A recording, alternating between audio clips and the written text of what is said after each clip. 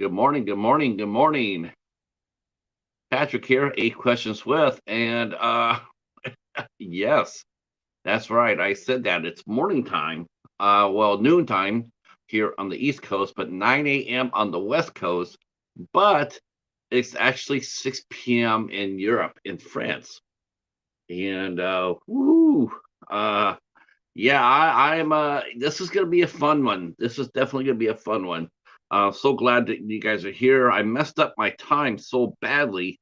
I might have to do this again, maybe a couple of months down the line. I don't know. I think I messed up the time, but I'm gonna see if people will come out and hang out with us. We are hanging out with.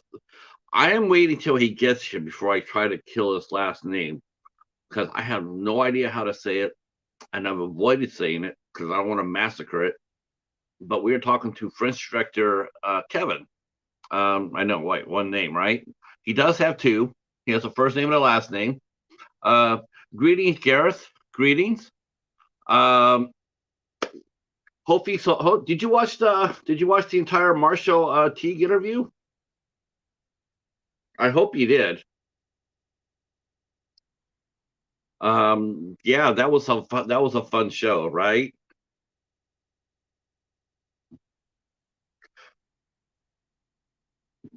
Well, that's a good thing, Star Lord, that we have replay. I understand a lot of people can't necessarily make the show, but this is one really good thing about this type of show here is the fact that you don't actually with Garrett's too, because since Garrett's also is a interview channel as well, is that you don't have to watch our shows to to see what you're missing, because you could just listen to them, and that's really the advantage that we have over over most YouTubers is that you don't have to watch.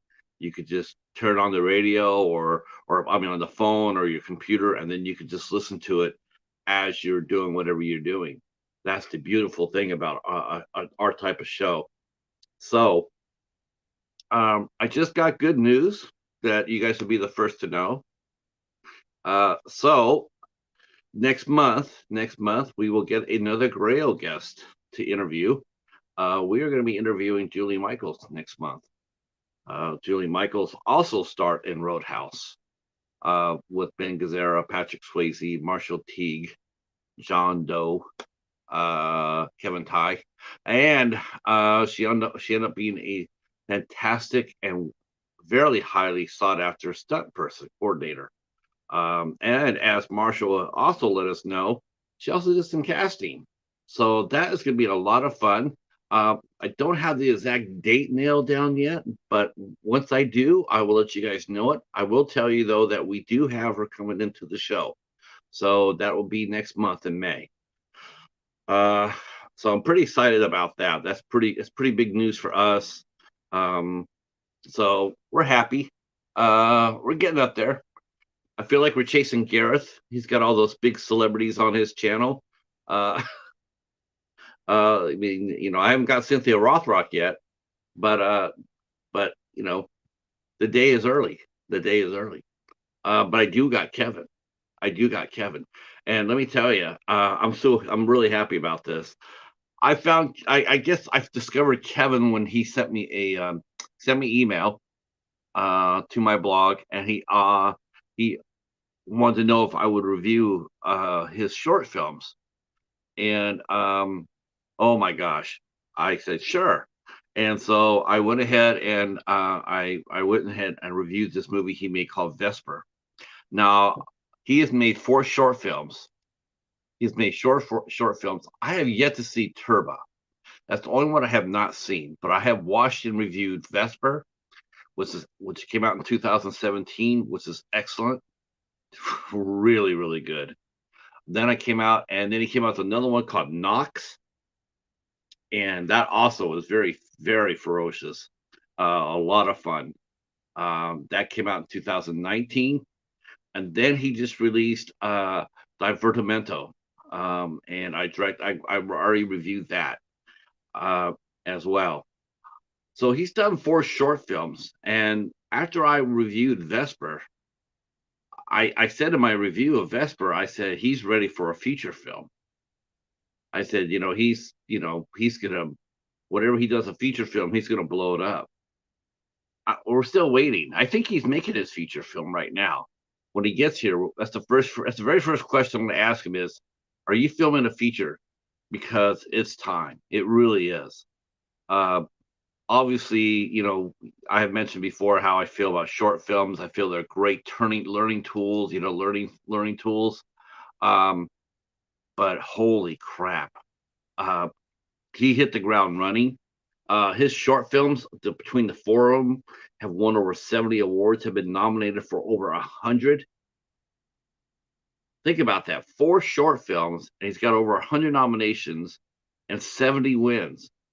Yeah, it's time. I think it's honestly, I think it's up to him. It's up to Kevin when he wants to do the feature. I don't think it's up to a studio or somebody else sitting there going, "Yeah, we might give you something to do. We might let you take a chance at it." I think it's him. I think maybe this is what he likes. Maybe he likes being in the short film realm. I don't know. All I know is I would love to see what he could do with a 2 hour block of time. I would love to see it. He writes, he directs, um, and his casting choices.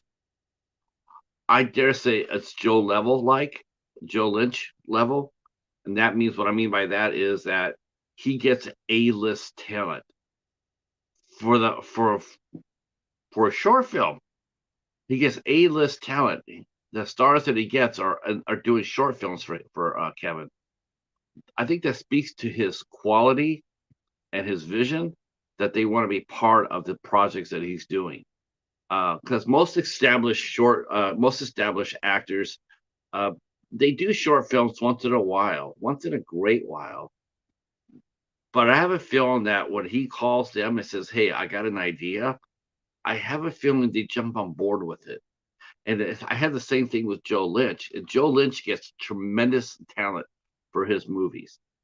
He makes his movies on a low budget. He says that we didn't make this much. We didn't make this for very much money.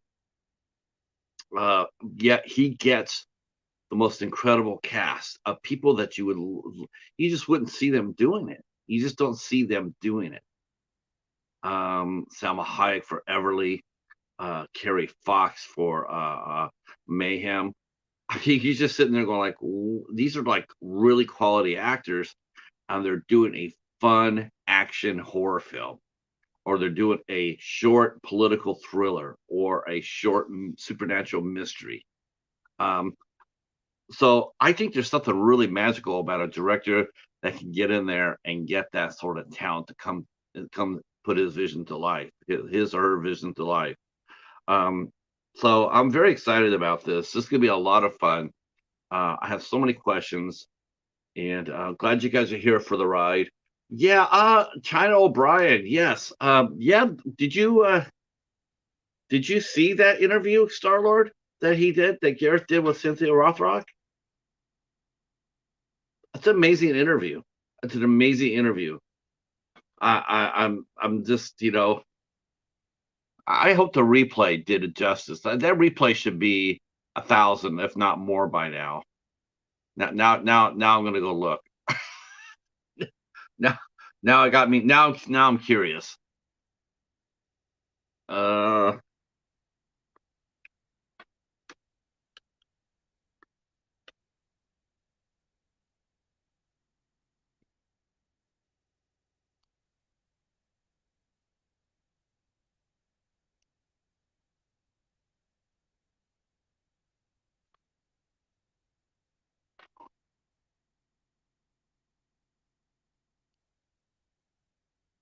I'm sure that's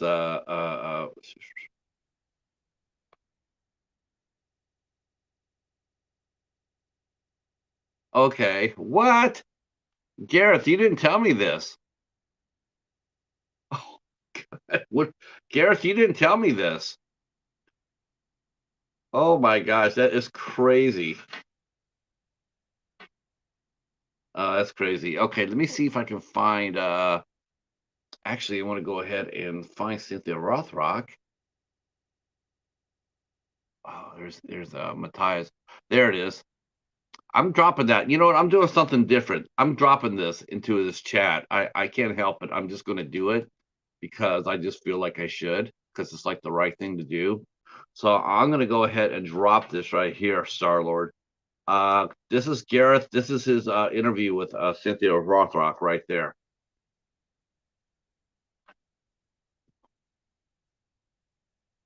Is that what he's asking for?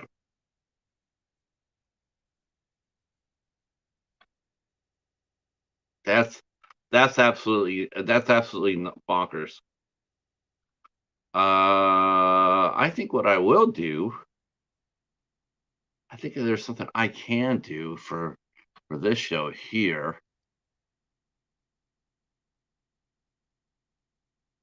I just remembered I could do this, and I don't know. I forgot that I could do this. I gotta, and that is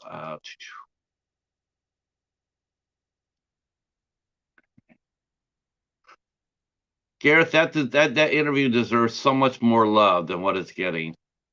It really does. I didn't know I was your third most popular. What's up with that? We had 856 for that Andy Sedaris movie. I told you Andy Sedaris was a gold. Andy Sedaris is the shit. I'm so tickled with that. That's awesome. 856? Man, what can you say? What can you say? Andy Sedaris is the man. So I'm dropping my review here of Divertimento. This is the review that I did for Kevin's movie, and I'm going to go ahead and pin that up there so people can go check out my review. Yeah, what's funny is that actually did not get very much love because he is so unknown here. But I'm telling you, man, Andy Arnold wants $200,000 for an interview. Jeez, that's just. Uh, you know what? She could take us all, Star Lord. She could take us all. Yeah, she could still do the scorpion kick. At 62 years old, she could do the scorpion kick. That's yeah, that's cool. Uh all right. I did share us out, and I gotta make sure. Let me grab this here.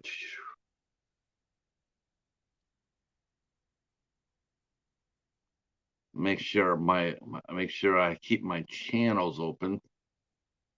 Yeah, I really messed up on the time on this. I really did. I don't know why. I know that he was filming, and for some reason I thought that Kevin was filming in the States.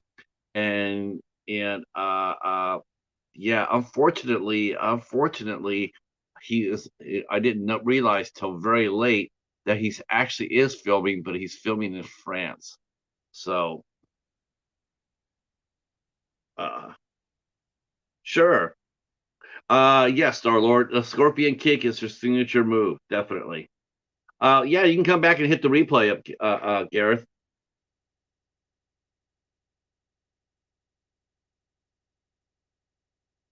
Let me tell you what's coming up on the calendar because the calendar is everything, right? So,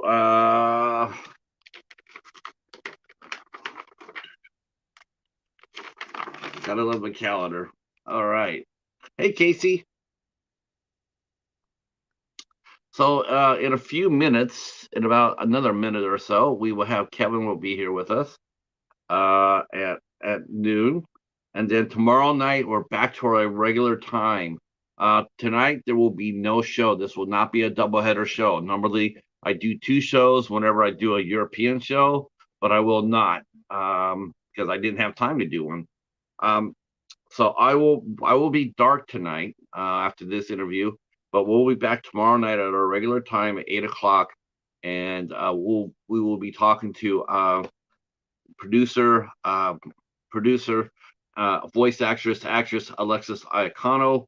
She'll be here on the 13th at 8 p.m. on the 14th Friday.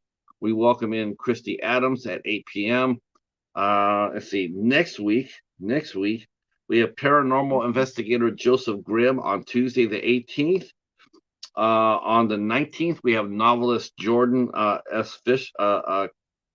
Fisher. On the 20th, we have director Donald Farmer will be here. Donald Farmer will be here with special co-host Brett Kelly. That's right, Brett Kelly will be co-hosting the show with Donald Farmer on the 20th. Let's see.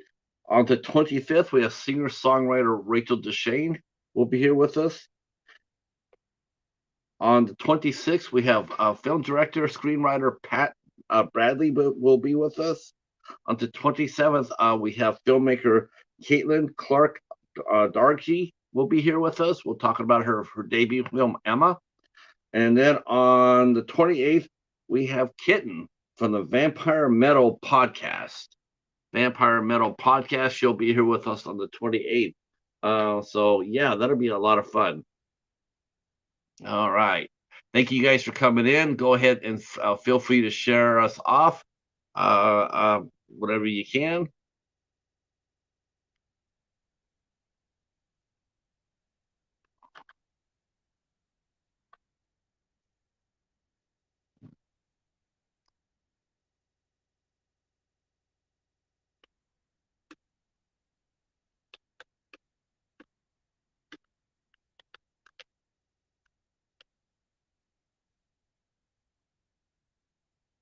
All right.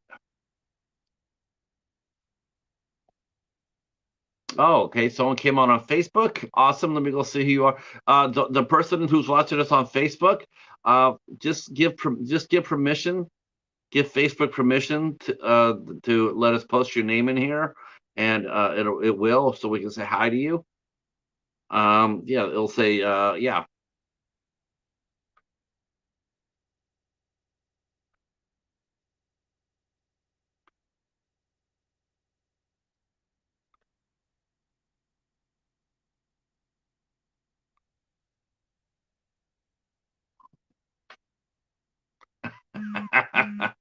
That's funny.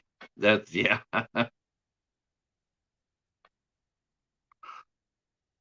I'm not sure. I don't really get into. I don't know how long he talked to her. I think he probably did talk to her for a couple of hours, Star Lord. So I would suggest this for the show like that is you could leave your phone in the charger like I do. Like my phone's in the charger now.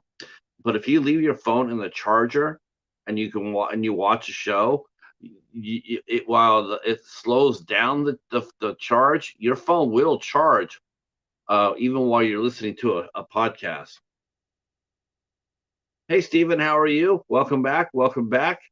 Glad you're here.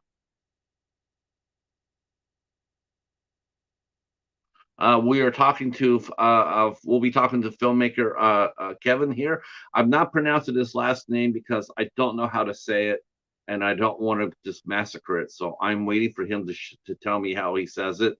And then I'll feel more comfortable. He's got one of the most hard names to pronounce.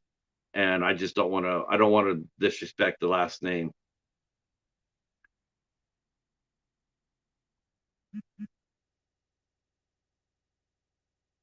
Yeah, that's uh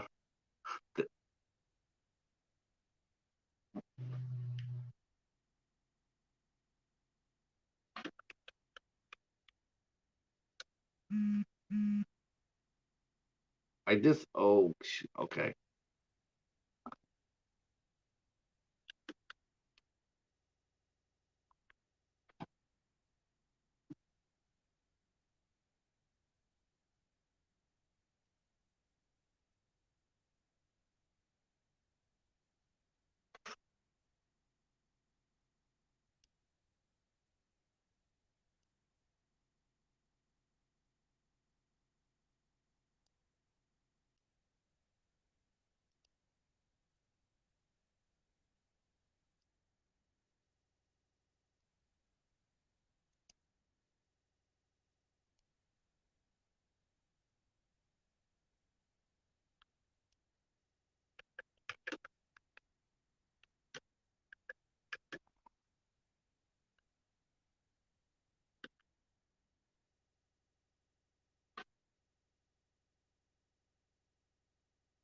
All right, all right. Yep.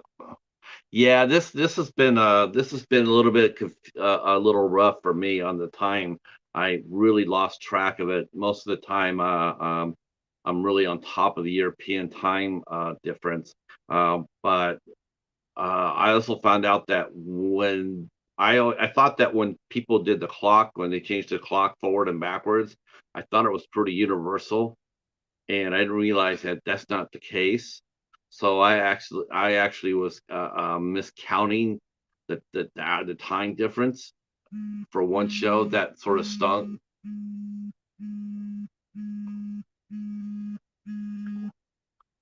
That sort of stung. I didn't realize that. I messed up my European, so I had to wait till the time frame got switched around. So like it's 6 hours in France, it's 5 hours in Europe. I mean 5 hours in the UK and Ireland and Scotland, but it's actually just 6 hours ahead in France. So I was not aware of that. All right, so here we go. I'm gonna let him pronounce his last name, but I'm so happy to bring him on, and I'm super excited. Here we go.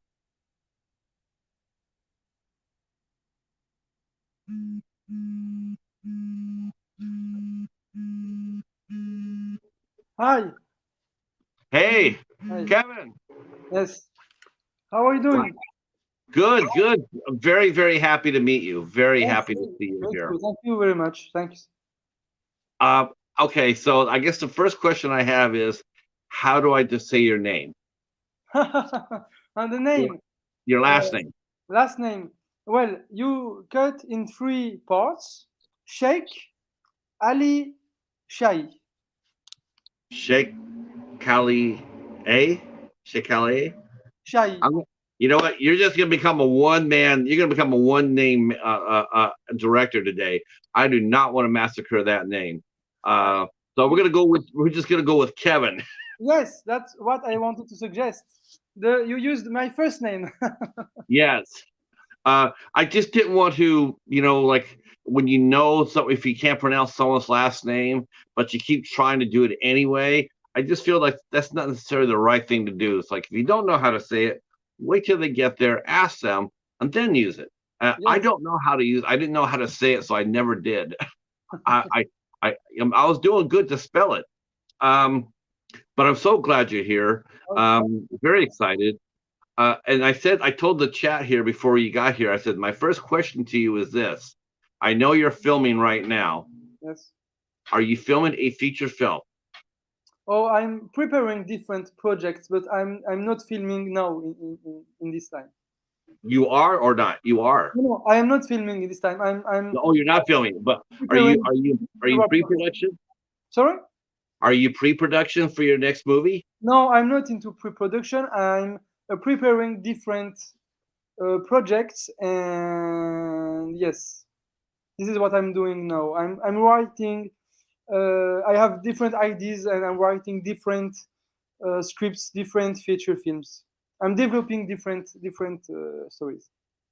So your next project that you do, it will be a feature film. Your next thing that you do Oh when you yes, I do hope so. Yes, yeah. it. After three short films, yeah, I'd like to do a feature. Yes, sure. Oh, you're so ready. Thank I you. can't. Honestly, I can't think of anybody more ready to do a feature film than you. You know what it means to me. You know, it's a lot. Thank you. You're one of the most innovative, and I think you're one of the best directors working right now. Nobody knows about you.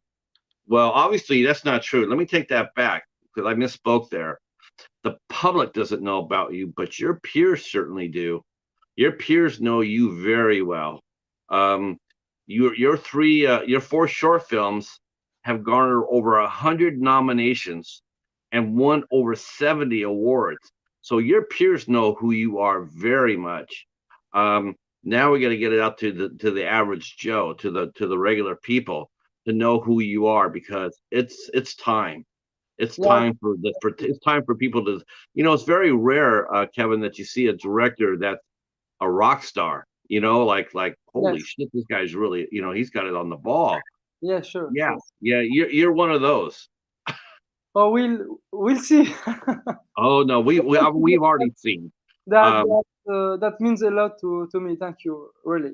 Yes. y- I've been you and I have known each other now for when you sent me Vesper. Yes, yes. Yeah, Since 2017, Vesper was 2017. released in 2017. Yes.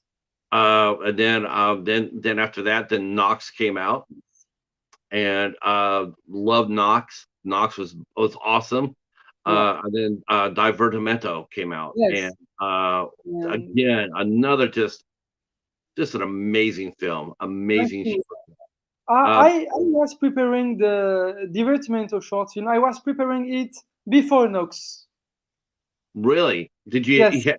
Now, do you see yourself more as a director or a screenwriter? It's probably the mix between the two is probably the filmmaker. So Yeah, I would say the filmmaker, maybe.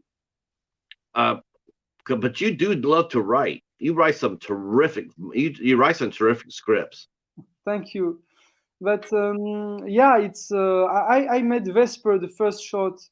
I was like 17 or 18 in 2017 and 2016. It was released the next year because the post production, was very long. It was my first shot. We shot this movie in French, and then I wanted to make a short film in English, and I had the Divertimento in my mind. But I was thinking it's too huge, the story in a castle, and we probably talk about all this, but all these actors, all those characters, the story was very huge, at that time, and I wanted to do another shot just before to like a step, to be Right. able to make the big the, the big one just after. Now, so yeah, that's one thing too. People don't realize is that you're very, very young. You're what, 20? You're 27 now, right? I'm 24. 24, 24, Yeah. 24 years old, Yes. 24, and he's made four short films that have won over 70 awards, and he's only 24. Yeah, you're so ready. You are so ready. Thank Um, you. now you were born. Were you born and raised in France?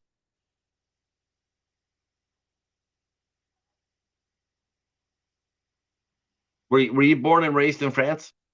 Oh, in France, yes, yes. Oh, I didn't hear you. The Yes, Okay. I was born in France and raised in France. Yes.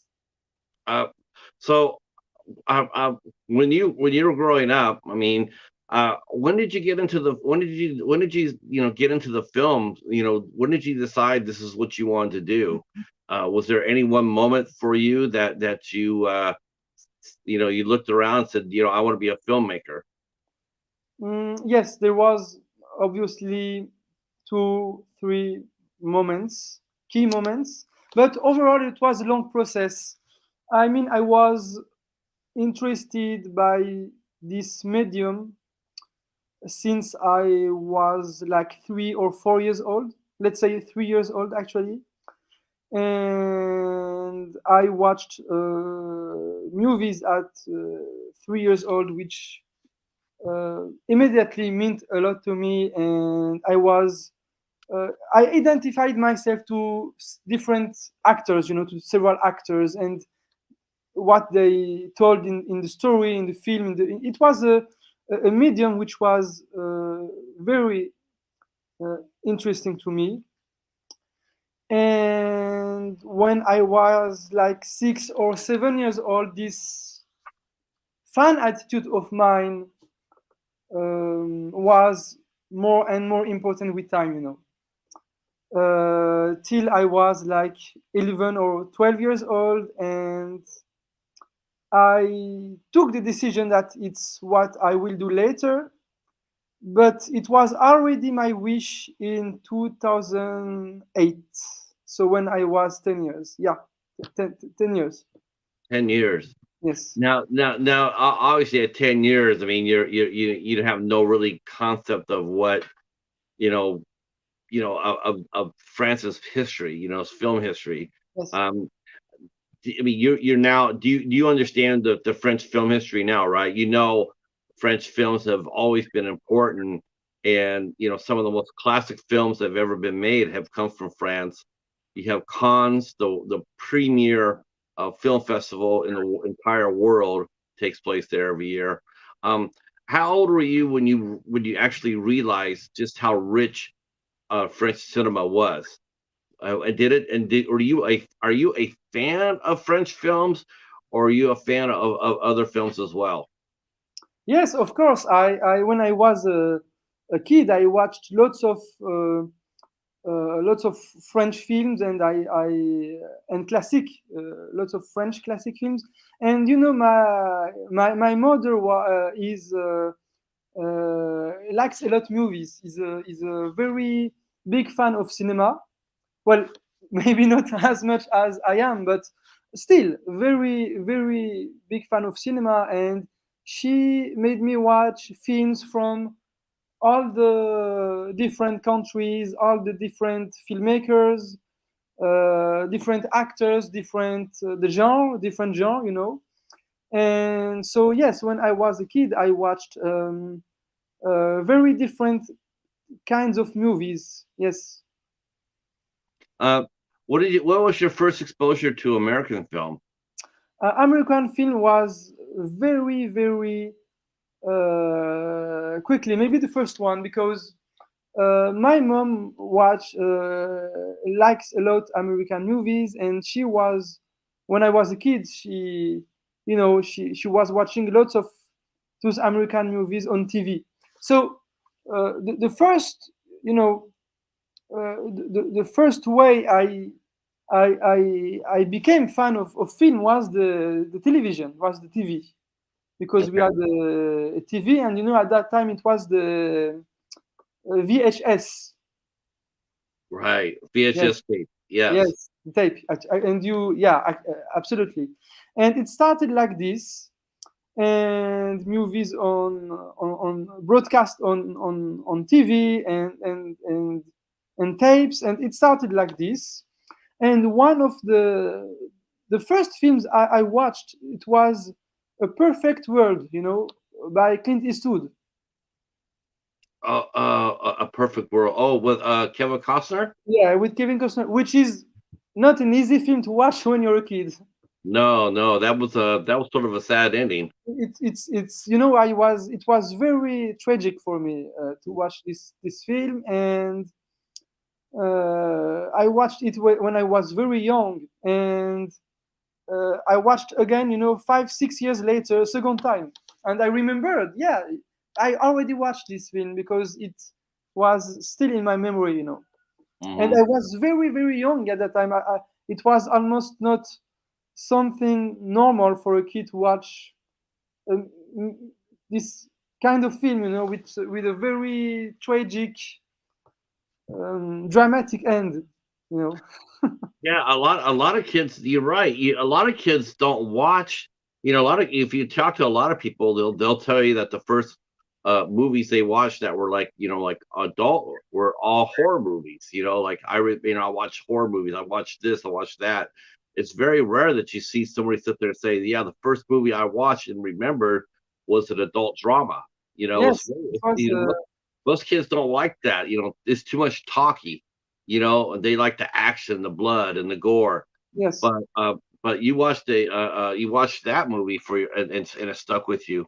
Yeah, That makes and sort of sense, though. Actually, tell you the truth, it makes sense that when you say that, I could see that. I could see you watching dramas first.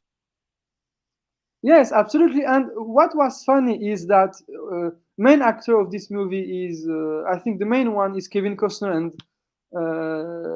Clint Eastwood plays the cop, or the one who chases him. I think Clint Eastwood. Yes, and my mom was and watched a lot of films with Kevin Costner at that time. So she had the whole collection, because he was one of her favorite actors. And several years later, like 3 4 years 5 years later, we watched lots of Kevin Costner films, but I didn't know that in this film, The Perfect World, that I watched when I was very young, I didn't remember the actor, because I was very young. I only remembered about the story, not Right. not the face of the actor. So I didn't know that it was the same actor because I was so young. You don't identify the No. actors when you're that young. And when I watched again when I was, I think, 6 or 7 years old, I realized that it was the same actor. That Uh, was a very funny experience to me, actually. Did you become a fan of his work after that? I was already a fan of his work, and my grandmother was fan of Clint Eastwood.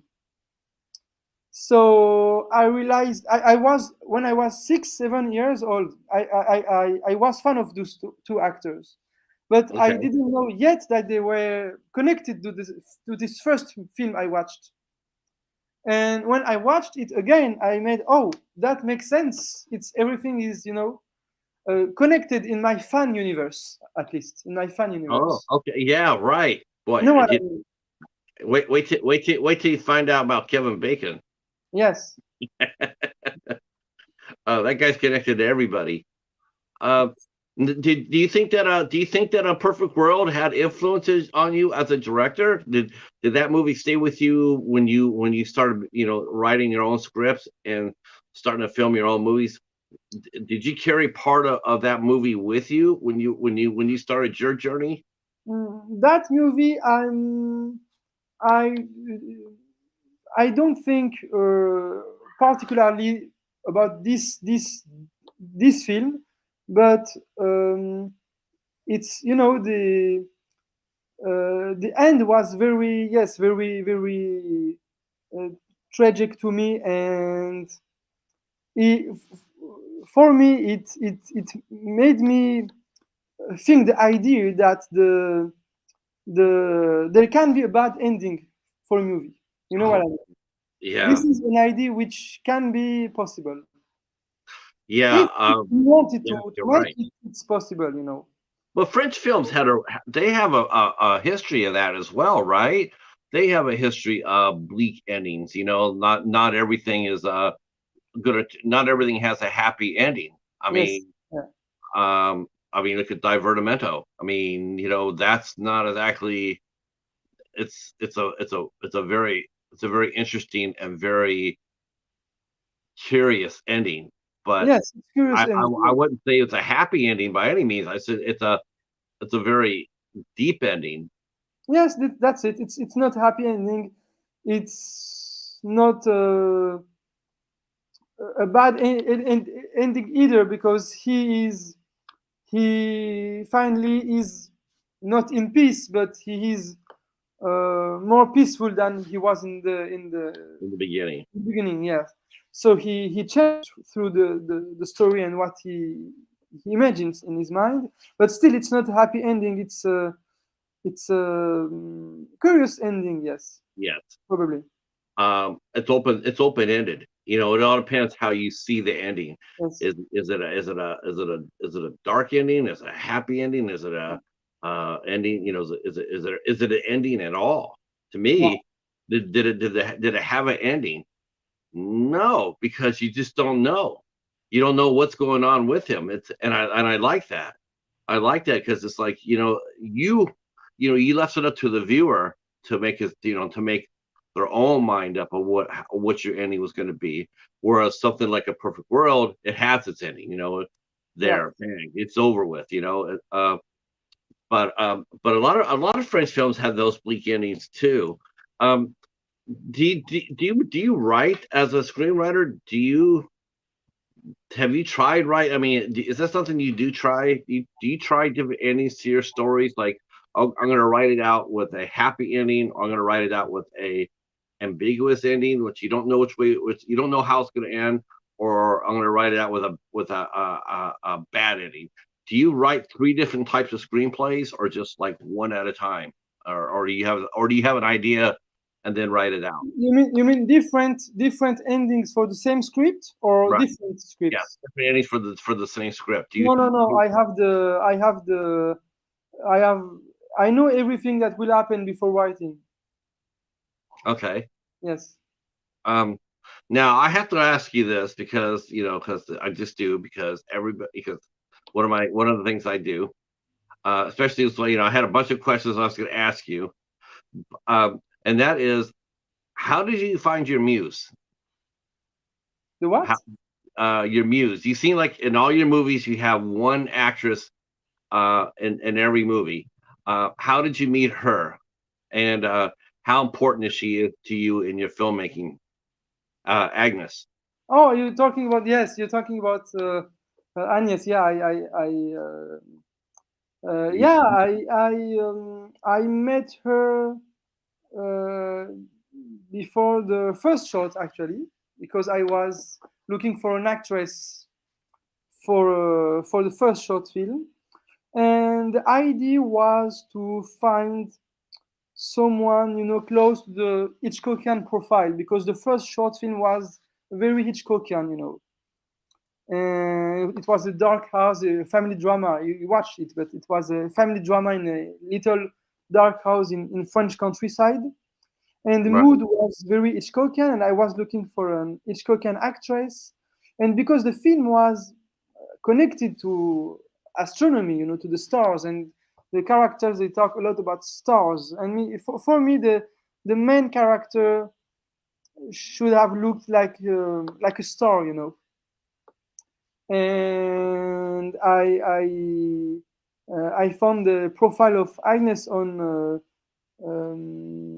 social media, and Oh, I okay. contacted her if she wanted to meet, and we I don't know how much time I think we met after 3 4 weeks, something like this. Yes, in my we took a coffee in my neighborhood, and we actually are neighbors. We didn't know, but she lives 1 kilometer from my from where Wow. I am.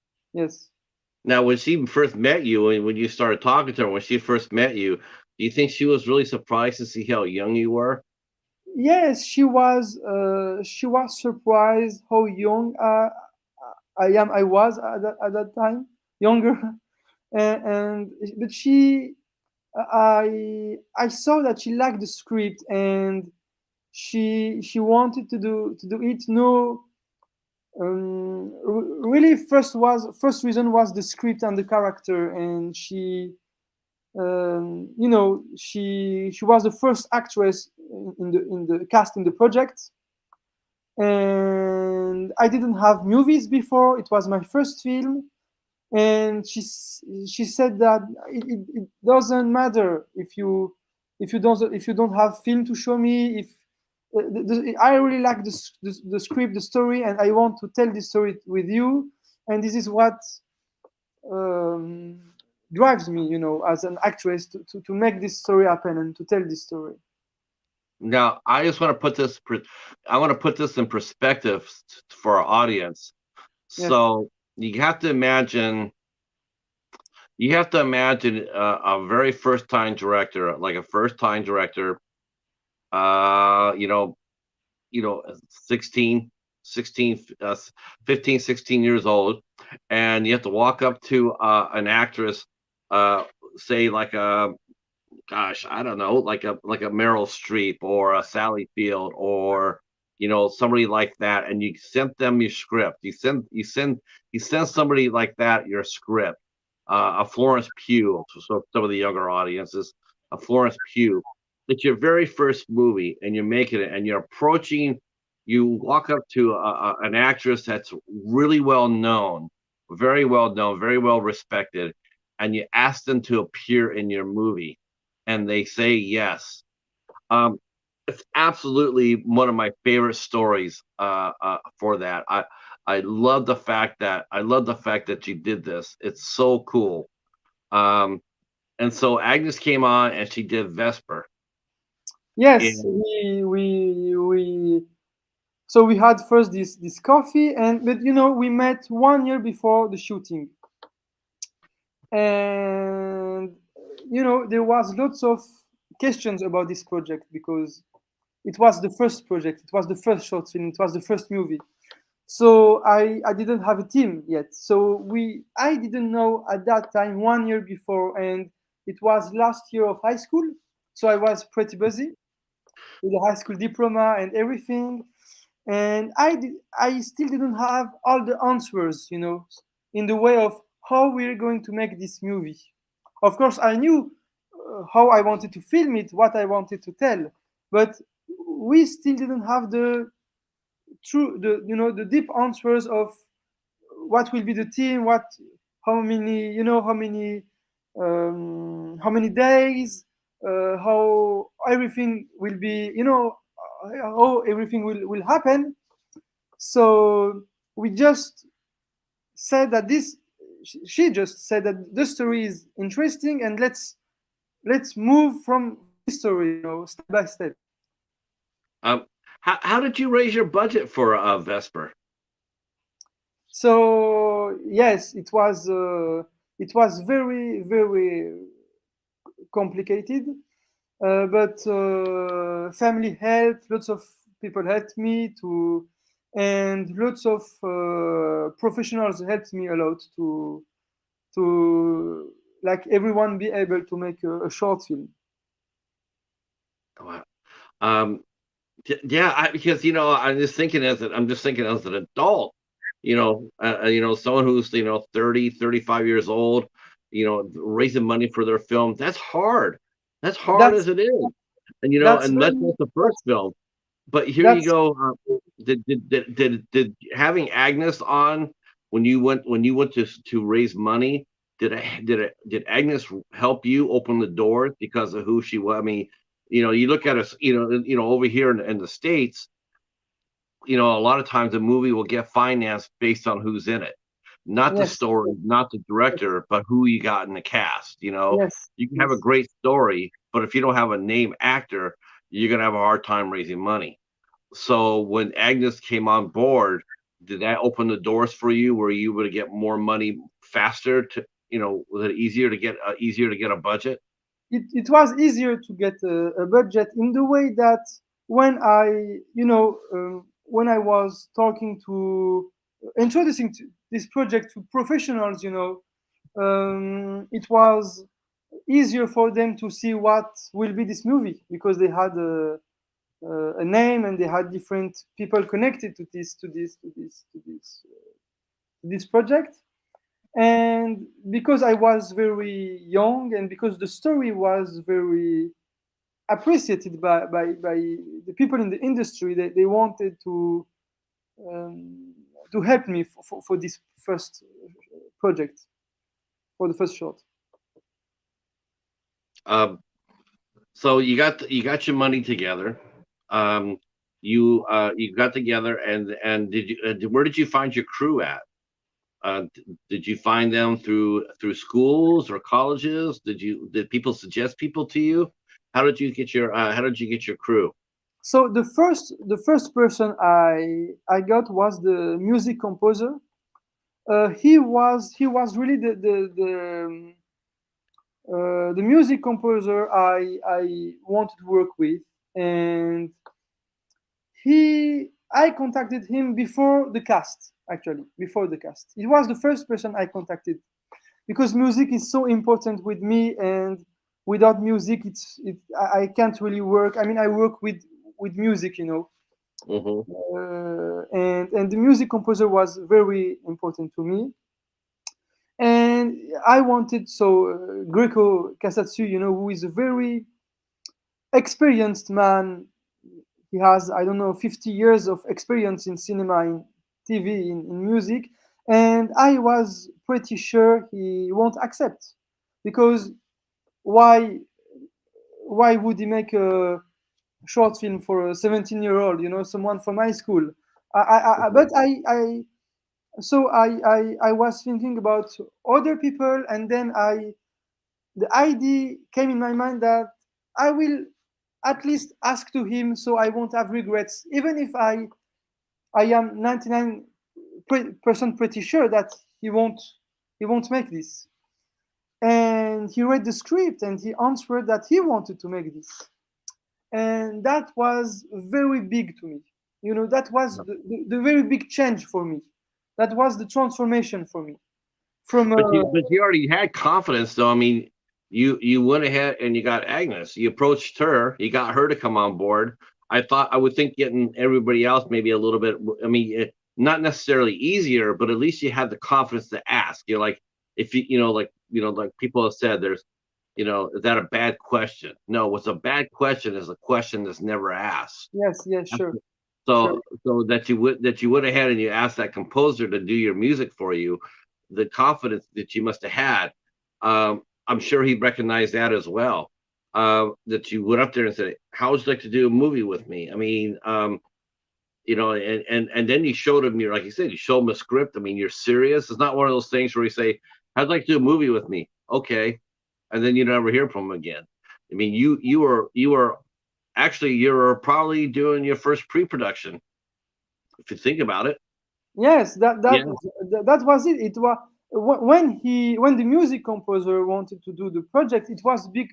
It was a radical transformation for me because he is one of the best in France, and I'm sure he's one of the most talented in the world, in the entire world, because his work is very genius.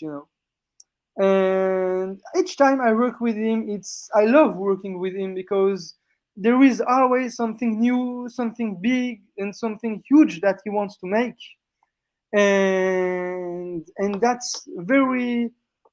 I'm very grateful with him and to him, and it was very important for me, and it made me more confident.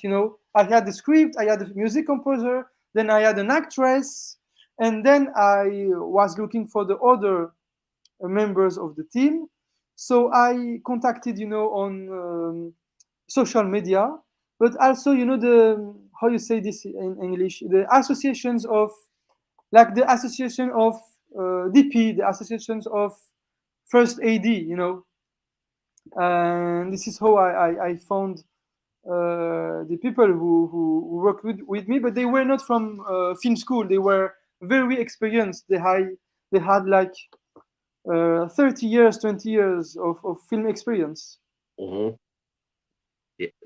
Um, and then, but though, I mean, you start. You mean the thing is, though, I guess the most important thing is you got all these people on board, and then when you finally started making Vesper, you knew what you were doing. I mean, it wasn't like you were sitting there going like, "What do I do? How do I do it?" And do you know? You already know what you wanted. You already saw that. You saw that vision. Did you storyboard your movie? Did you storyboard it? Did you plan it out shot for shot, or did you have that all in your head? I don't really storyboard. I have pretty everything in my head. Yes, I have all the visuals, all the music, all the shots, all the framing in my head. But I draw, from bird point of view, from above, the movements of camera. Just for the DP and the lighting team, they know what will happen, So to have a minimum of organization, because that's important to have an organization. But I don't storyboard. I don't draw the characters. I don't make storyboarding. Okay. Um, so how was your first time shooting? I mean, when you made Vesper, I mean, was there anything that surprised you that you weren't ready for, that you had to deal with? Mm, we started by the way, the film by the kitchen scene. I don't know if you there is a little kitchen scene in the middle of the film. I think after 10, 12 minutes this scene happens, and this is actually the first scene I shot as a as a filmmaker. And well, I was playing in this movie. I was an actor as well. I didn't have a huge part, but I was still the third actor and the last actor Right. of the short film, and we shot in my house. And I knew this because I had the lightings, I had everything in my mind, all the visuals. So I was prepared to this. But I was surprised in a way how the real house, the everyday house I know from the everyday life changed with the lightings, and became something completely different. Um, did you cast yourself as in the role? Because I don't. I mean, I could be wrong. You could tell me this. I see you more as just a film director. I don't really sense you as an actor. You are a filmmaker. Yes, Um, I just wanted to try once to know what's the experience. I was curious about the experience of acting to understand to understand. I'd like to say deeper what's the experience for an actor, but it was. I didn't make it to become an actor. I really make it to understand what's this experience, and I was curious. Yeah, but sure. it was once in my lifetime. Well, now what it would help you. It helps you as a filmmaker because, as you know, to be an actor. I mean, now you have an idea of what they have to go through, Yes, what their process is like, and is able to understand it a little yes. bit. This is what I I think want to I think explain. maybe you think maybe do you feel when directors do short films, do you think directors should do a part in one of their short films? I mean, just to get an idea what it's like to be in front of the camera. Mm, Should they do acting just to get that experience, or should they just concentrate on making their movie? well, I wouldn't say what they should do or shouldn't do, but I think each filmmaker is really different. There are of course lots of filmmakers who are huge and who never played in their short films. Like I think in an interview I watched a few years ago, Christopher Nolan, for instance, said he tried everything when he was making short films, but he never tried the acting because it's something he didn't like to do. I can understand this, and this is not something I also really liked to do. But I just felt at a personal level, myself. I just felt that I needed to do it to understand what's this experience. Were you so Vesper comes out? Yeah. You made Vesper. It comes out. Were you shocked at the response that you got for it? I was. I knew what I was making with the movie. So in the same time, I was not surprised because I knew what I wanted to do, and in the same time, I was very happy and also in a way surprised by the film itself.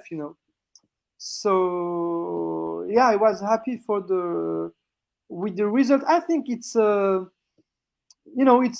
very strong film that you make if you at 17 years old. It was made by a high school student. So I would not make the same film today. I would not make the same way of doing things like I did at that time. Well, yeah, but that's because but you learned that through experiences. Yes, that's Yeah. experience. Yeah, sure. But I think from a 17-year-old, it was great. I honestly think. But if I needed to make it today, I would change different things. But that's experience. Um, you're not only did you and this is I have to mention this too. Not only did you have a very talented and lovely actress in Agnes Gotti in your first film, but you had Otto Gans in there as well. Otto Yes. Gans was a very fine German actor, if I'm not mistaken, and he has appeared in a lot of big films. So how did you? I mean, Agnes is like okay. I mean, you're casting. Oh, Kevin, your casting is. Do you know who Joe Lynch is? Do you know? Have you ever heard of Joe Lynch, the director?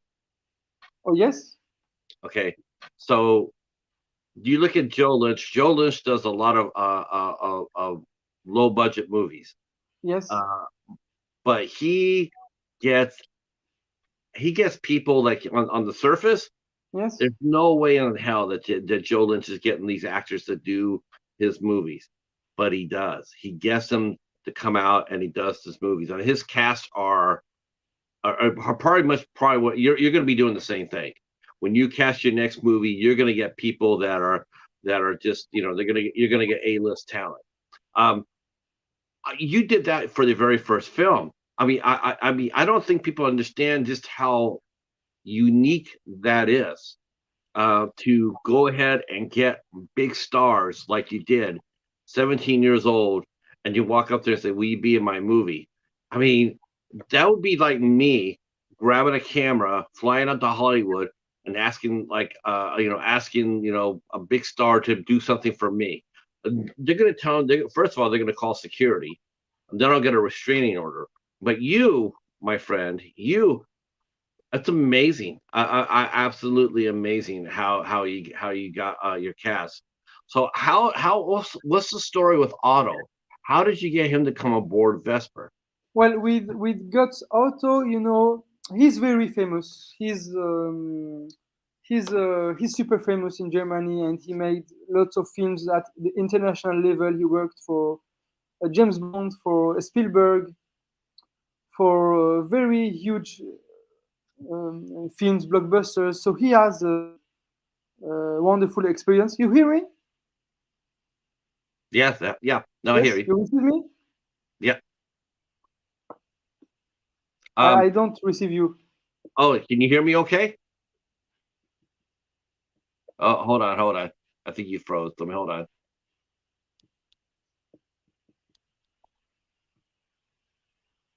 Okay, testing. There you go. You hear me now?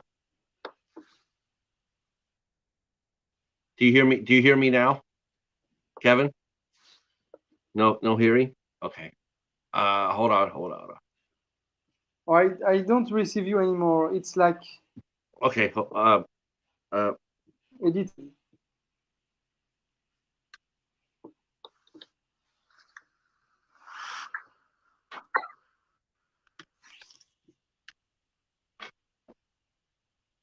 oh shoot. Uh, go to Instagram. Um, boy. Okay. Can you guys hear me? All right. Is it me? Hi, Andre. Can you guys hear me? Okay. If you can't hear me, if you hear me, say one. Give me a one in the chat if you guys hear me. Okay. Can you hear me now, Kevin? Wow. Okay. Wow. Okay. Do you receive me? Yeah. Yes. Yes. I hear you. But you Oh, can't it's hear better me. now. It's better. Can you hear me now? Yes, it's better, but I Okay, well, here's what you do. Go back out, back out. You know how how you signed in to come in to talk to me. Go out, take a step back, and then come back into the chat. Come back into the studio, and I'll put you okay. back up. So go ahead and I'll see. Do this. No, it's not works. Okay, you hear it? Yes, no, Okay, it came back okay, like before. okay. Okay, so how did you get Otto? Did you approach him directly, or did you have to go through channels for that? Because you got Agnes, which is amazing to me. Such a cool story. So did you talk to Otto yourself, or did you have to go through his manager and his booking agent? So what made me Guts Otto was, I was very confident about the story, about the script I was writing. So I knew, if even if everyone was telling me it's impossible, you can't make it, I knew that someone with a very strong experience could make this movie. Okay. So the question was who, and I wrote this character for him. Oh, wow. Why? Different reasons. Because I knew him not personally. I knew him because he played in James Bond. You know, he played in James Bond in Tomorrow Never Dies. That's And right. I also saw him in other movies, and I really liked his work. I really liked his work, and I wanted a German for this role. I didn't want a French because the German added some anxiety, in this French countryside, in this French peaceful countryside. So different reasons made me that I really wanted him, and of course for the experience he had, for all the movies, for his career, So I contacted his agent in Paris, Okay. who is a very cool man, and he said, "Well, we don't say you no, but you will to wait." I said, "Okay, my shooting is in 1 year. Let's wait. What else can I do? Let's wait." And we talked by email about the project. We made some after 5 6 months. We made a Skype session, I think, Okay.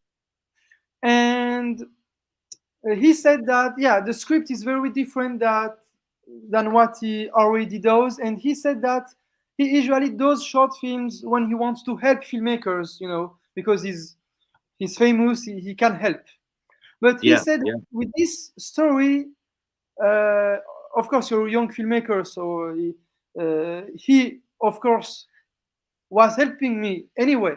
But he said that the script, he wanted to make it first for the script, for the character, and he was attracted to the character, to the story. And he came in Paris to make rehearsals, with Agnes. Okay. So we met 2 3 days, I think it was 2 days, beginning of summer.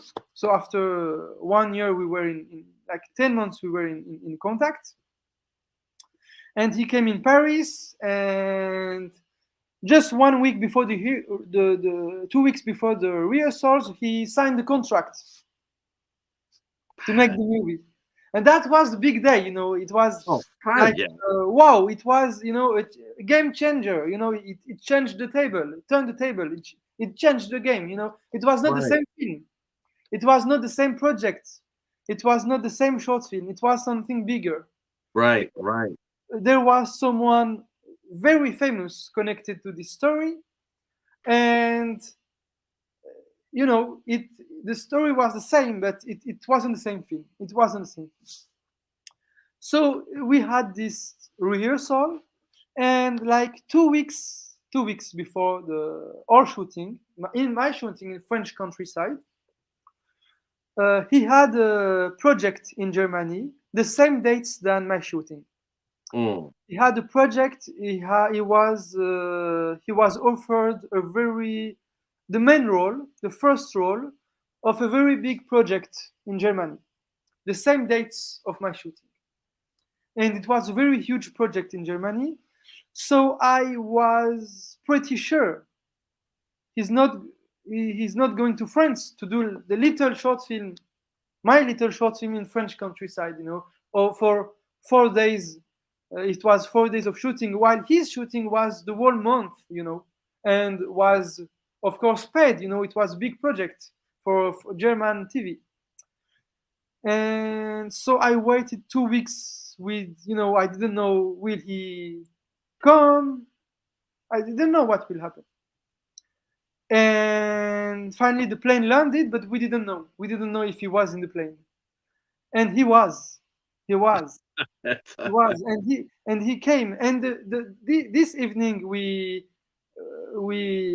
met again, and I asked to him, well, you had a big role You know in. why? You know why he did it though, Kevin? Because he committed to you. He said that he would do your movie, and by God, that's what he's And going to do. you know He's what? going to do it. You know what he said? He said, "How could I see myself in the mirror if I wasn't making this film?" Yes. Yes. Wow, that is so It's awesome. something That huge. That's an amazing. That's amazing. It's something Uh, big. Yeah, yeah, it's something big. It happens one or two times in life, not more. well, you got it two. You got it twice in one project. You had Agnes, and then you got Otto. I mean, Yes. that's two big stars right there. I Yes. mean, come on, seriously, get out of town. Who does that? Who does that? It was That could never happen in Hollywood. and The and story, the Vesper itself is a Hollywood story, but no, nothing like that could ever happen here. No, no way. There's no way somebody like yourself, 17 years old, could walk up to Hollywood and get somebody like a Tom Hanks or a Meryl Streep or something like that, or a Susan Sarandon. There's just no way that could happen, but it happened to you. And the thing is, though, it hasn't it wasn't just a once in a lifetime. This is how your all three of your movies have been. You've gotten A-list talent on all three of your short films. How are you doing this? How are you attracting such big stars to your projects? I asked to each actor I worked with, why do you come from?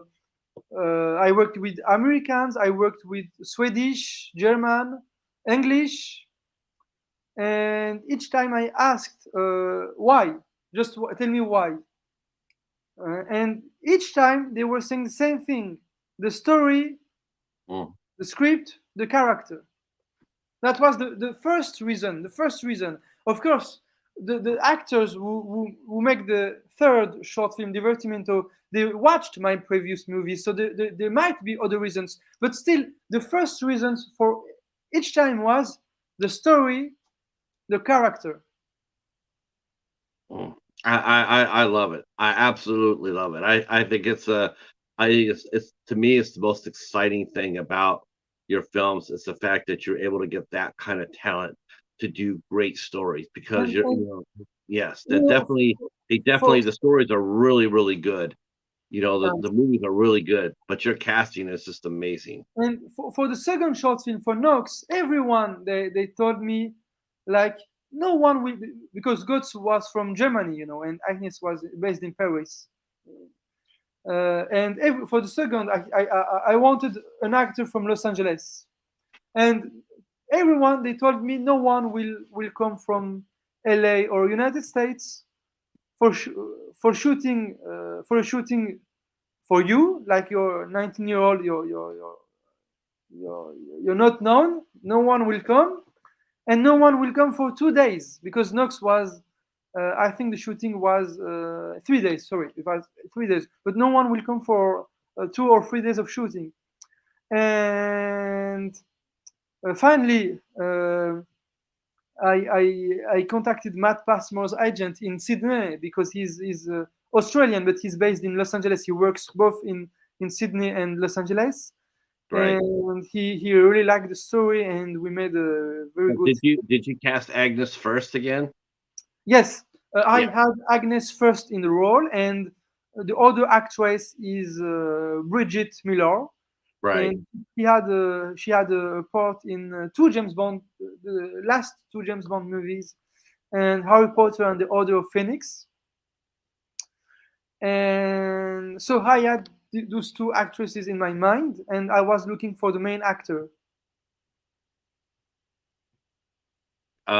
And so you got Matt Passmore come Passmore, on who in. is an incredible guy. I mean, I worked with him. I loved working with him because the actor and all if an actor comes to make a movie for me, he's of course very nice, because I otherwise, just, why would he spend his time, making a short film in France?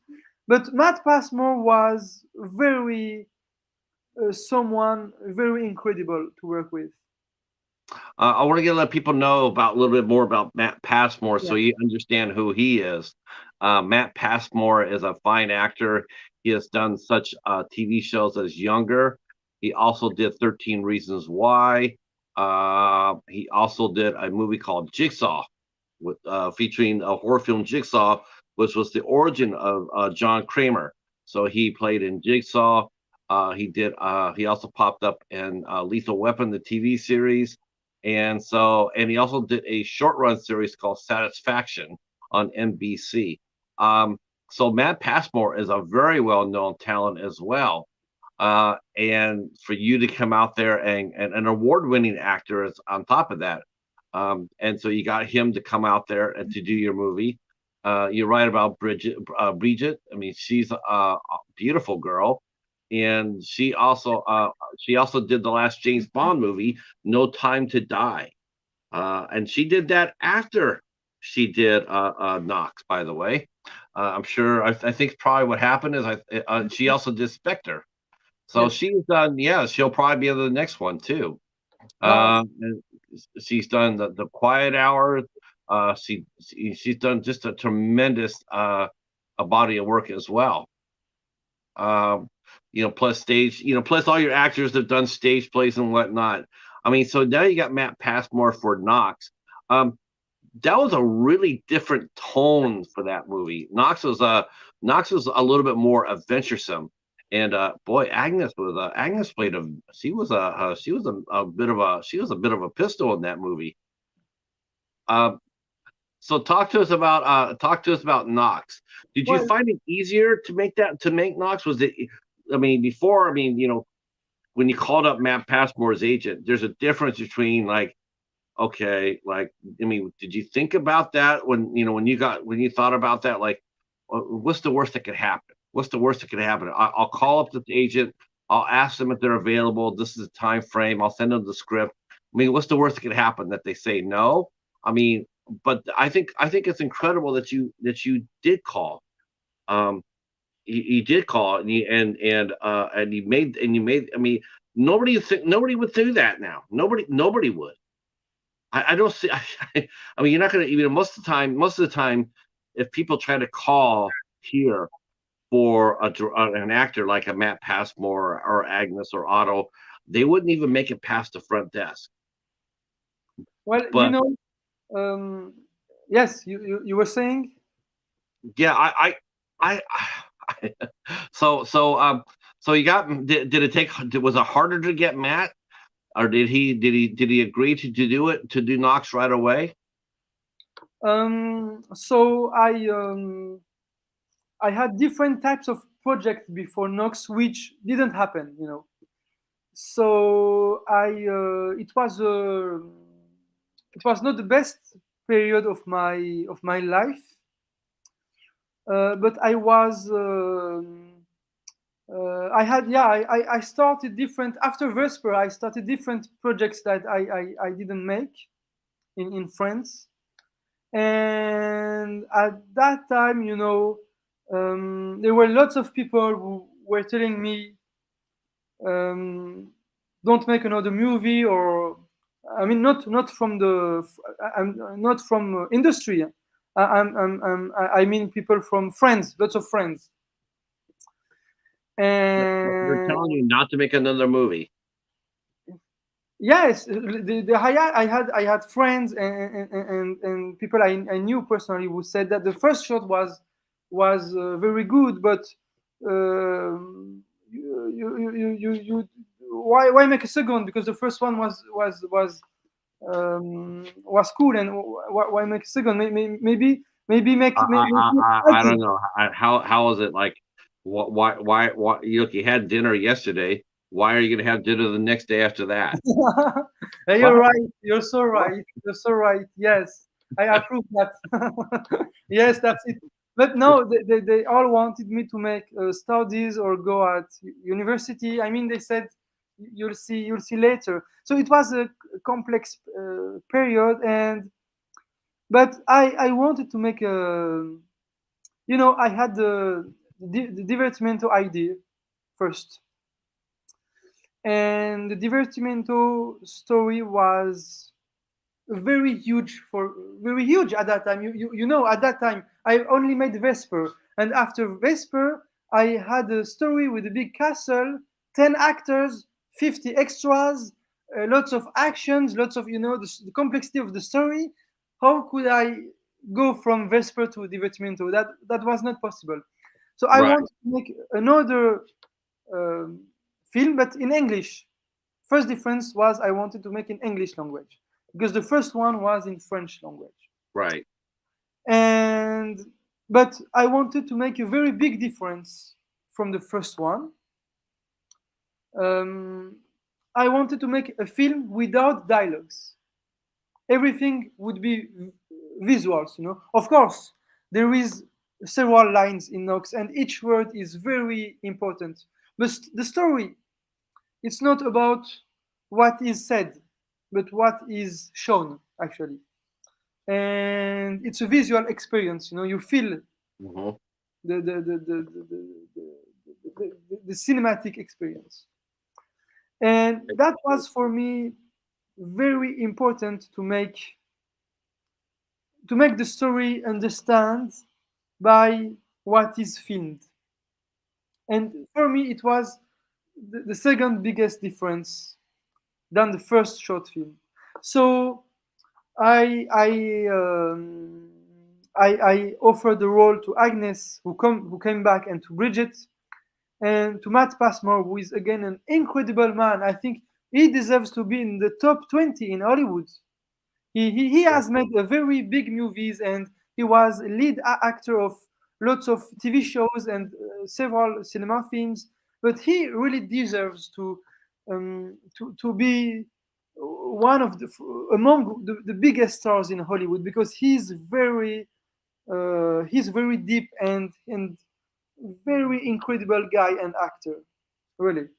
And you know, I was calling the agent. I was seeing all the details of this short film with the Australian agents when I was visiting Vietnam. And I signed the contract in the War Museum in Ho Chi Minh. Oh, okay. Yes. So Wow. they sent me the contract, and they said, we need immediately, you need to sign it. And in my phone, I remember on the War Museum, I left I was in the ticketing line, you know, waiting for the line, and I asked them to print, or and I signed, and I sent back to Sydney, because the office was closed the next day or something like that. We didn't have time. I don't remember what was the detail, but the thing was that we didn't have the time, and the shooting of the film was in 10 days. Oh, wow. So I signed immediately, and when I came back to France, we had like 1 week To to press. finish everything, all the pre-production, because he was coming in 1 week, you know, and he was well, he's Australian, but he's considered as an American actor. You know, it was not the same game, the same game board than Vesper. He was not from you know, from neighbor country. He was making 12 hours of plane to make our movie. Yeah. So it was not the same pressure. It was not the same. It was another. Different Um, kind of pressure. yeah, another game board, you know, and I really loved working with him. And yes, I wanted to make a very short film. So 11 minutes and 30 seconds without the end credits, exactly. And the end credits is 1 minute and 30 seconds, exactly. So all the film is 13 minutes. It's a powerful film. And the first idea with this film was to make a science fiction short film. So I was the first draft was about a science fiction film, about in the near future, you know, something about like something which was close to, I don't remember all the details, but the idea was to make something close as a reference to Gattaca, you know, the film with Ethan Hawke. Hmm. Uh, Did you film that movie? Did you film that in your house again? Was that also in your house? I used I used another house to make this Okay. film, and the first idea was to make a science fiction project. And then I wasn't happy with what I was writing, and I changed the ideas, and I had this idea of this senator, this man who was at the end of his life and was betrayed, and had was very angry in him, inside himself, and had and had this imagination, which was, you know, imagining things like you can imagine, what if this happens? What Right. if you are the president of the United States? What would you do? What if I am the baker, a baker? What would I do? What if, what if? Right. Those are And always fun. Those are always fun movies to make. yes, You know, like and what would the you do idea, in this yeah, situation? and the idea was, what if he would do, or how would he do it if he wanted to kill his wife? That was the main topic of the film. What if tomorrow I'm gonna kill her? How would I do it? And get away with it. What tools? How would? And he was seeing himself. Oh, I would be a burglar, not a senator anymore. A burglar. I would have a leather jacket.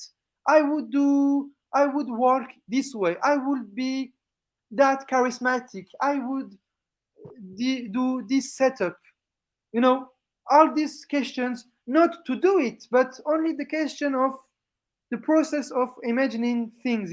And himself liked Matt Passmore, the actor, loved this idea of the process of, what if I'm this type of man? Tomorrow I change and I'm this type of man. And his reference was, well, so I'm seeing myself as someone like Jason Bourne, or someone like as James Bond, meaning I would be someone super powerful, with a silenced gun and a briefcase and the tools of a thief, of a burglar, of a hitman. I would be very powerful, not the senator who has lost the election, the campaign, someone who has lots of power. So that was the main topic of this film, and this is what it was about. Yeah. Um, it's a very good movie. Yeah. It's definitely very powerful. Great acting. I love Knox. I thought Knox was a lot of fun, very innovative. Um, and then we moved. Then you already knew by what you said.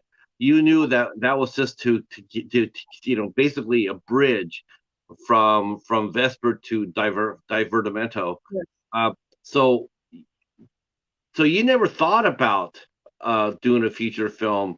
You never really that never really crossed your mind until after Divertimento that you said, okay, now that I've because you wanted to do Divertimento now. Uh, was there any thought or was there any thought of you doing Divertimento as a feature film, or did you always know that you wanted to do the one last short before you tackled your feature, before a full length movie? You wanted to do Divertimento first. Uh, did you get any offers to do? Did any offers to do a feature film? Did anybody come up to you and say, Kevin, we've seen the first two shorts that you've done. Would you like to Would you like to do a feature film with us? Or did you already know that this is something this is something you wanted to get out of your system first? um, before you try tackling I, that. well, I wanted to make a short film, not at that time, not a feature. I was thinking only about a short film. But the truth is, when I just made it, and before even it was released, I received offers, different offers Yes. from distribution companies or production companies who were interested to talk with me and to watch the final project, and maybe be interested in making a long project. The thing is, Divertimento was released 1 month before the COVID period, and everything crashed, everything changed. Right. Right. And we made all the festivals. I think we were screened at 64 film festivals. I never know if it's 64 or 66, but it doesn't change something. But the half of the festivals was when COVID, during the COVID period, 2020, 2021, end of 2019. And So it was, everything was like shut down, and I wanted to do something else, because I wanted to do something fresh, something different, and I had different ideas to develop as for a feature film. But now, since beginning of year, I have ideas to make a feature development. So I'm thinking about it. So once again, I mean, Divertimento. Once again, you have just an amazing cast. Yes, Kellen Lutz leaps out. You had Ola Rapace. Uh, you had Ola Rapace in there. You had Tori DeVito. She's beautiful, and of course, you had Agnes in there. I was so yes, tickled. I was so tickled to see her. I was looking for her. I was looking for her, and at first I didn't see her, and I'm like, okay. And then I saw her, and for me, that made the movie okay. It's like, oh, okay, I'm comfortable because there's this muse. Do you did you write that movie with the actors in mind? I mean, by this time when you called the agent stuff to sit there and say, would Kellen be interested in this? Would Tori be interested in this? Did you find it to be much easier now to get the talent for your movies? Was it easier to cast Divertimento than it was for Vesper and Knox? well, I didn't write the movie thinking about particular actors, because it was a very big script, and I needed to step back from the script, and make the casting after. I couldn't think about the actors before writing, because the Right. writing needed lots of energy, and if I would have spent my energy about actors, that would have it was not part of my process. Of course, I had several ideas, and they were part of my ideas, but it was not something like in Vesper. I wrote the character for God's Otto. In Divertimento, it was I was more, how you can say that, not thinking about particularly about one person, except for the Rook character for Kessler, that I wanted Guts Otto to come back. And Guts Otto, the day before this shooting, had a big event, family event in Germany, so he come, could only come the first day of my shooting, Hmm. and the last day of my shooting, had a big project in South America. So he needed to leave on the last day. So I had only those 5 days that were possible with him. So I was a bit stressed, because I really wanted Guts to come back for the Rook, and the Rook, is a very strong uh, chess piece. He's very strong. He's very tall. He's very threatening. He's very. And Guts was perfect for playing the Rook. So I wrote this character for him, but the others, I had ideas, but the main process for the casting was much easier than the previous ones, because all those actors who made the movie, I had their answers in 2 days. Everyone. When I Oh, contacted the wow. agent, in 48 hours, they told me yes, they will Wow. make this movie. Well, of course, we need to agree about details, the dates, lots of details, but they want to do it. And if we agree about the terms, at the end of the process, they will come and make your movie. So I was very surprised with this change of tone. It was not the same tone, because it was the first time I was talking with managers and not agents in United States, but even agents in Europe, because I had European actors from United Kingdom and two actors from Sweden. And so even for those actors, in 1 day or 2 days, they gave an answer. For the first short film, I waited 1 year. For the second short film, it was a 1 month process. For Divertimento, it lasted several months also, but each time they said yes, or they gave their answer in 2 days. So that was something incredible for me. Yeah. I'm not surprised at that though. I mean, I'm not surprised at all. I'm listening to you telling your story about the casting, and I pretty much, it really is very much like Joe Lynch. I mean, he gets actors like that as well.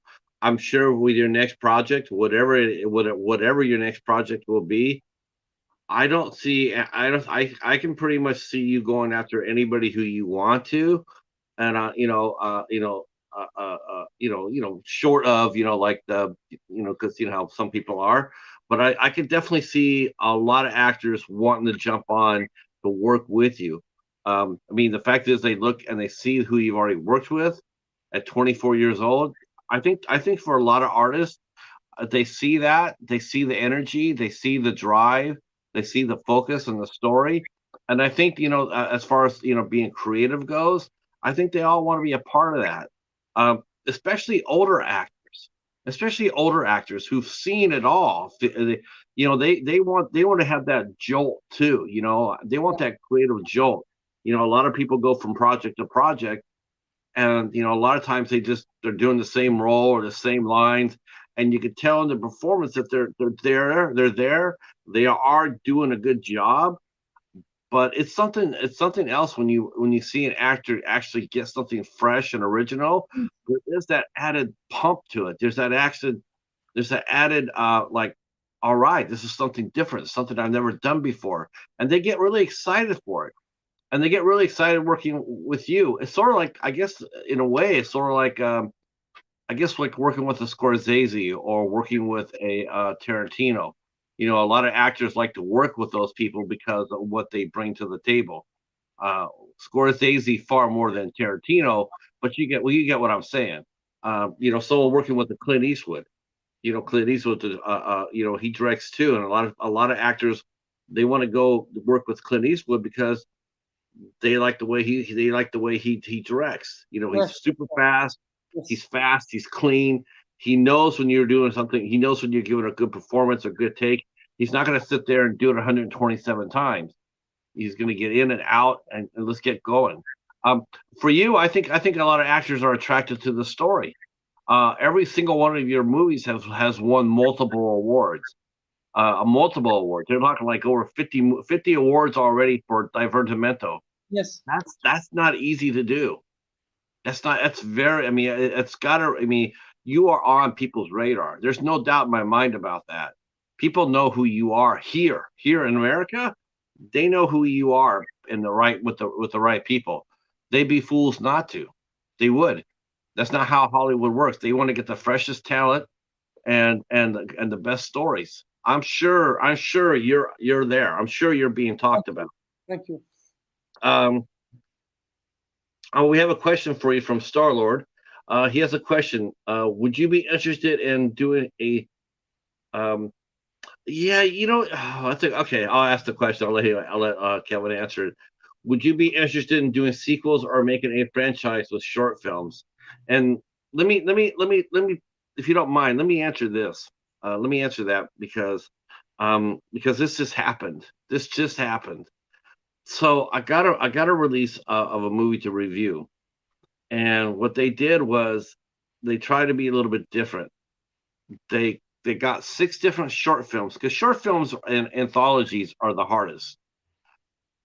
So what they did was they grabbed six short films, and they had seven. They had the first film, and they broke it in half. That was a 12-minute short film.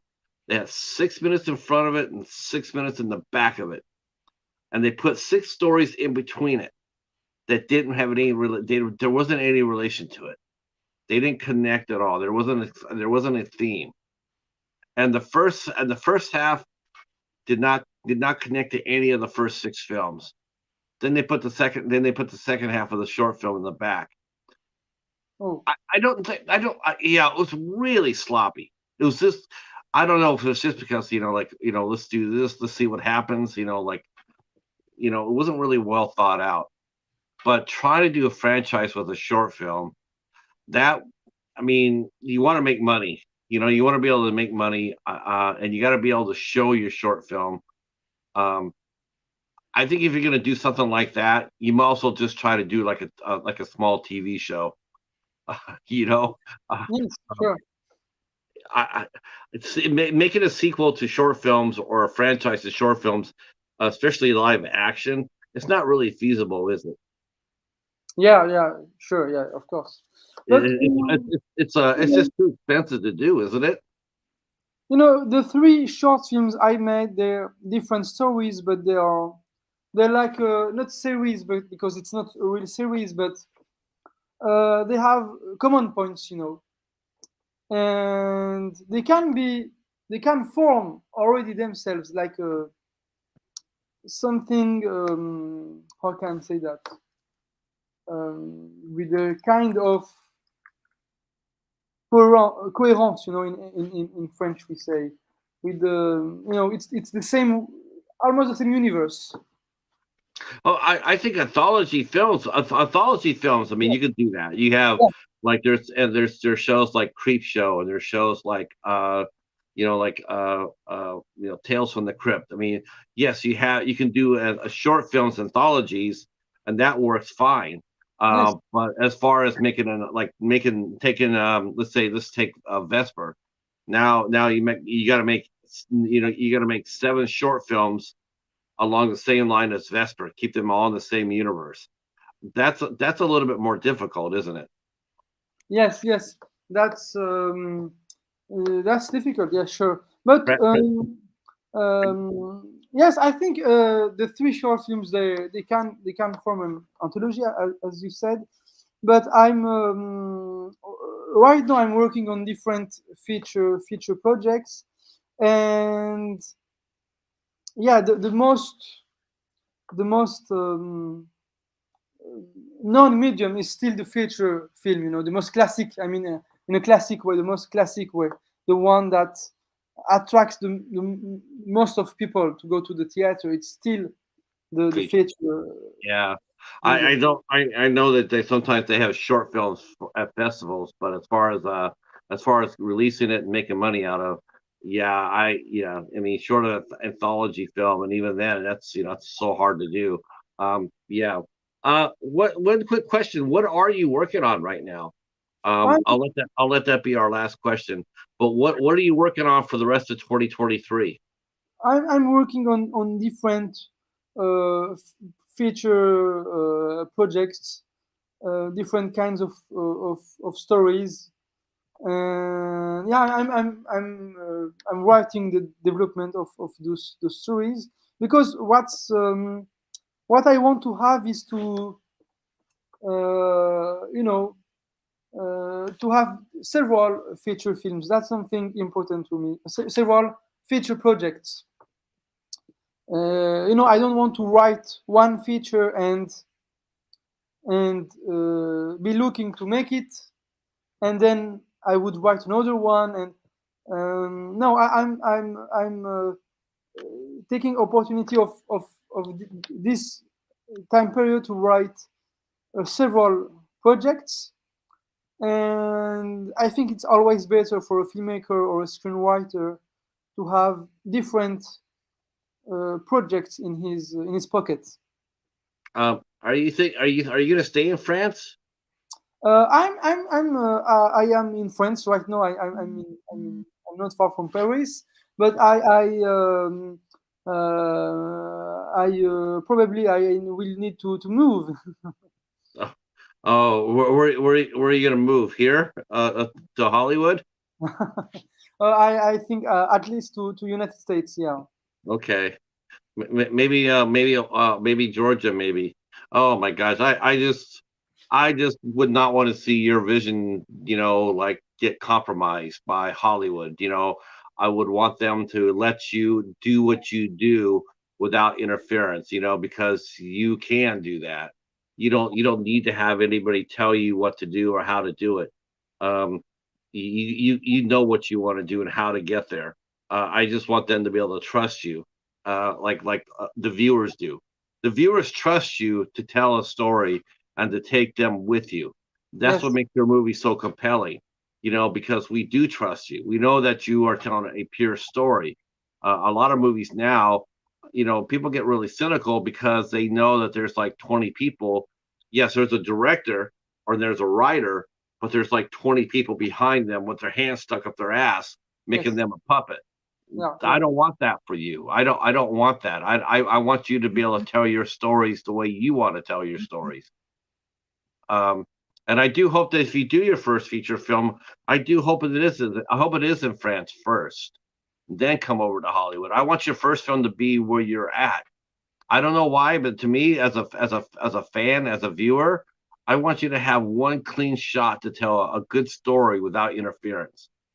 Um, that's my wish for you, is to be able to let you tell that story without any interference. Let Yes, him, because today's movie makers, I mean, everybody has something to say. Everybody has an opinion they want to put into your movie. yeah. I don't. I just look. There's two things I want. One, I want you to be able to tell your story, how you see it, when you see it, and and two, Agnes has to be in the movie.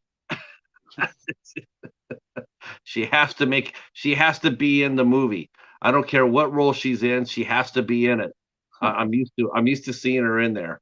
Um, I I want to say thank you, Kevin. I mean, this has been something I've been wanting to do with you for 6 years. I've been wanting to talk to you for 6 years, and so I'm really glad that we were able to do this. Thank you. So no, Um, I have more things to say no than 6 years ago. oh, that's for sure. You have, yes, yes, I agree. I mean, you and I mean, throughout the city, me watching you, it's a lot of fun. It's a lot of Thank you, fun thank you. watching your career So grow. it means a Um, lot to me because that's why we filmmakers make movie. That's why I make movie. Sure. Not I yeah. don't do a film for myself. It's not I can watch films. I don't make a film for myself. I make film to share with everyone. I have reviewed three of Kevin's films. I believe I put them down in the description box. I believe I did. You can go read those off the blog, or you can go to IMDb, and I also put them on there, and you can take a look at that. I want to thank you so much for Thank coming out you. and hanging out with Thanks. us. I can't wait to do this again. Whenever you get your new project up and running, we will do this again. Um, and yeah, I hope I can't wait till the time comes where I have to call you to do an interview and I have to go through an agent. I can't wait for that. Normally, I would never. Normally, I don't want that, but in this case, I want that because that means you've made it. And Thank you. But you would not need to go through an agent or. Well, I really do appreciate that. I'm very excited for Thank your you. future. I'm very excited. I Thank you. cannot Merci. wait to see what you come up with next. I truly Thank you. can. Thanks. And hopefully it'll be very soon. And of course, we'll keep you guys here abreast of what's going on with Kevin and the movies he's making. I want to thank the chat for coming out there and hanging out with us today on a weekday in middle of the day. Thank you so much. I'm sorry about that. I got the time messed up, Kevin. I really did. I really messed up. We might actually have to come back and do this again in a couple of months because I'm really feeling like I needed to expose you to more people, and I messed up on the time. So I might have to have you come back sooner than later. It's not going to be 6 years. That's for damn sure. But we might have come back and talk to us a little bit more, um, if you don't mind. Yeah, sure, sure. All right, boys and girls. Thanks again. Tomorrow night we have the lovely Alexis Iacano will be here tomorrow night at 8 o'clock. She is also a producer, a voiceover actress, uh, and she's one of my very favorite people. And she's coming back to say hello. And then on Friday we have the lovely Christy Adams from Nightmare Toys in Las Vegas. She will be coming out to talk to us on Friday, and we'll be talking about convention season and the brand new toys and figures that are out there making summer a very hot place to be. If you're in Vegas, you definitely need to visit Nightmare Toys. We will see you tomorrow night with Alexis. Thank you so much, and we will talk to you soon. Kevin, you Thank stay you. right where you're at, and I'm gonna say goodnight to the chat. Thanks again, and peace. Thanks. Hold on, hold on. You can just stay there. I'm gonna